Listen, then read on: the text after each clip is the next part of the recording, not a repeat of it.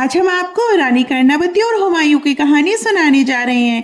हम सभी को इतिहास की पुस्तकों में ज्यादातर ये कहानी पढ़ाई जाती है कि मुगल सम्राट हुमायूं ने रानी कर्णावती के द्वारा राखी भिजवाने के बाद उनकी रक्षा करने के लिए बहादुर शाह जफर के साथ युद्ध किया था, किंतु हमें संपूर्ण कथा तथा इसके पीछे जोड़ी हुई राजनीति के बारे में नहीं बताया जाता। यदि सच में ऐसा हुआ होता तो रानी कर्णावती का जौहर नहीं होता। आज हम आपके सामने रानी कर्णावती के द्वारा हुमायूं को राखी भिजवाने तथा हुमायूं द्वारा बहादुर शाह जफर के साथ युद्ध करने की कथा का वर्णन संपूर्ण रूप से करेंगे ताकि आप सत्य से परिचित हो सके। रानी कर्णावती, जिन्हें कर्मवती के नाम से भी जाना जाता है, मेवाड़ के महाराज राणा सांगा की पत्नी थी। उस समय भारत देश की भूमि पर चारों ओर से मुगलों और अफगानों का आक्रमण हो रहा था।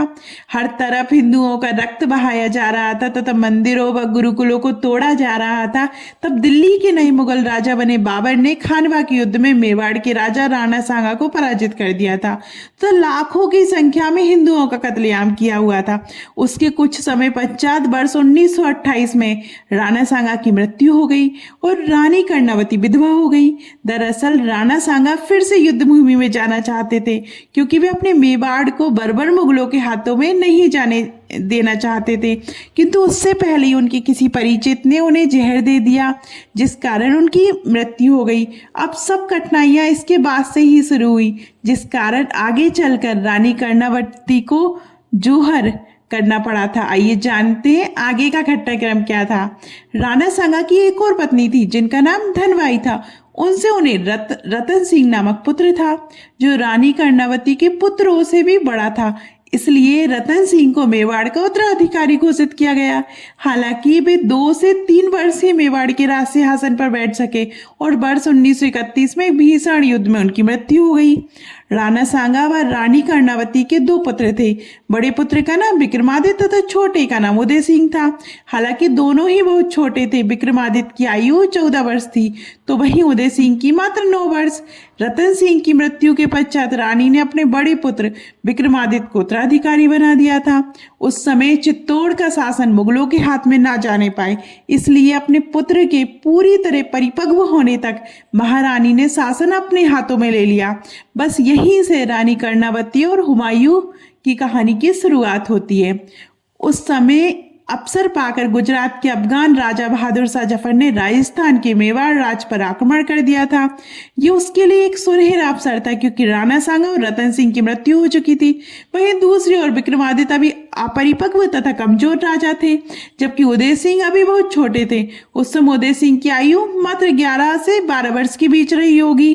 विक्रमादित्य एक बार पहले भी बहादुर शाह जफर के हाथों हार चुके थे तथा उनका सेना में प्रभाव भी बहुत कम था, इसलिए मेवाड़ की सेना ने विक्रमादित्य के नेतृत्व में लड़ना स्वीकार कर दिया। तब रानी कर्णावती ने मेवाड़ की रक्षा करने के उद्देश्य से राजनीति का सहारा लिया तथा विक्रमादित्य व उदय सिंह को राज्य से दूर बूंदी जिले में भेज दिया तथा सेना को युद्ध करने का आदेश दिया। रानी कर्णावती को यह भी ज्ञात था कि मेवाड़ की सेना बहादुर शाह जफर की सेना की अपेक्षा अत्यधिक कम थी तथा एक मजबूत नेतृत्व का भी अभाव था। तब उन्होंने शत्रु की सहायता लेने के उद्देश्य से दिल्ली के सम्राट हुमायूं की सहायता लेने का सोचा। उस समय राखी का पर्व भी पास में था, इसलिए उन्होंने इसे एक अवसर के रूप में लिया तथा हुमायूं को राखी भिजवा दी। उस समय क्रूर राजा हुमायूं बंगाल पर चढ़ाई कर रहा था तथा वहां निरंतर हिंदुओं का रक्त बहा रहा था। उसने वर्तमान पश्चिम बंगाल तथा बांग्लादेश में लाखों हिंदुओं की हत्या करवा दी तथा हजारों मंदिरों को तोड़वा डाला था। जब उसे रानी कर्णावती का संदेश प्राप्त हुआ तो उसने इस अवसर का लाभ उठाने का निर्णय लिया। उसे ये भली भांति ज्ञात था कि राजा विक्रमादित्य एक कमजोर राजा है तथा यदि वह उसे राजा बना देगा तो एक तरह से चित्तौड़ उसके अधीन माना जाएगा। साथ ही वह मेवाड़ की राजपूत राजाओं की शक्ति को भी कम करना चाहता था, इसलिए वह योजना के अनुसार मेवाड़ की ओर बढ़ा, लेकिन तय समय पर नहीं पहुंचा। हुमायूं का उद्देश्य था उसके आने से पूर्व ही बहादुर शाह जफर राजपूत सेना का सफाया कर दे तथा उनकी शक्ति कमजोर हो जाए। इससे एक तो राजपूत सेना मारी जाती तथा बहादुर शाह की सेना भी थोड़ी कमजोर होती। इसके बाद वह अपनी सेना की सहायता से बहादुर शाह की सेना को आसानी से हराकर पीछे खदेड़ देता तब मेवाड़ पर अपना एहसान जताता। सब कुछ उसकी योजना के अनुसार हुआ तथा बहादुर शाह की सेना मेवाड़ पर टूट पड़ी। मेवाड़ के सैनिक तो अपने माथे पर भगवा बांध कर निकले थे तथा युद्ध भूमि से या तो जीतकर या प्राण न्योछावर करने के उद्देश्य से गए थे। इसलिए अंत में मेवाड़ की सेना का भयानक कत्लेआम हुआ। बाहर अपनी सेना को हारता देख रानी कर्णावती ने सभी रानियों तथा महिलाओं के साथ जोहर कर लिया। ये राजस्थान के हुए 3 मुख्य जोहर के इतिहास में दूसरा जोहर था। जोहर अर्थात दुश्मनों के हाथों बहन बेटियों द्वारा बलात्कार से बचने के लिए उनके अपने पास पहुंचने से पहले अग्नि में अपने शरीर को जलाकर भस्म कर देना। जब राजपूत सेना हार गई तथा रानी व महिलाओं ने जोहर कर लिया, तब हुमायूं की मुगल सेना मेवाड़ पहुंची। उन्होंने आसानी से बहादुर शाह की कमजोर हो चुकी सेना को वापस जाने पर विवश कर दिया। उसके बाद हुमायूं ने कर्णावती के बड़े पुत्र विक्रमादित्य को फिर से वहां का राजा घोषित कर दिया।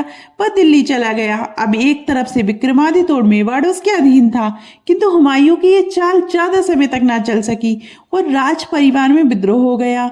विक्रमादित्य के चचेरे भाई बाणवीर ने षड्यंत्र के तहत उनकी हत्या कर दी।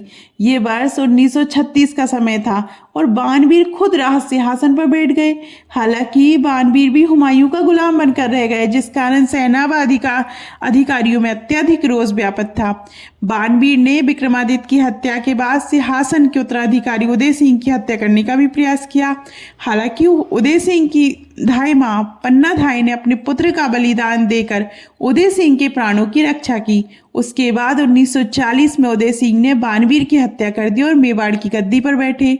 उन्होंने हुमायूं व मुगलों की सेना के सामने झुकने से साफ मना कर दिया और मेवाड़ को स्वतंत्र बनाए रखा।